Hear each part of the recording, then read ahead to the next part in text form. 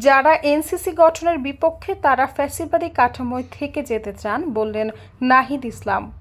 জাতীয় ঐকমত্য কমিশনের সঙ্গে বৈঠকের বিরতিতে সাংবাদিকদের সঙ্গে কথা বলেন এনসিপির আহ্বায়ক নাহিদ ইসলাম।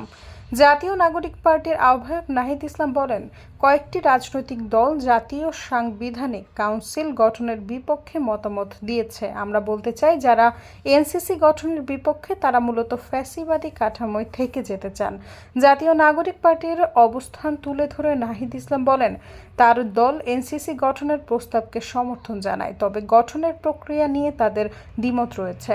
আজ বুধবার রাজধানীর ফরেন সার্ভিস একাডেমিতে জাতীয় ঐকমত্য কমিশনের সঙ্গে রাজনৈতিক দলগুলোর দ্বিতীয় পর্যায়ের তৃতীয় বৈঠকের বিরতিতে তিনি এই কথা বলেন। যারা এনসিসি গঠনের বিরোধিতা করছেন তাদের বিকল্প প্রস্তাব পেশ করার আহ্বান জানিয়ে নাহিদ ইসলাম বলেন, আমরা জানতে চাই, আপনারা কি আগের ফ্যাসিবাদী কাঠামোয় থেকে যেতে চান?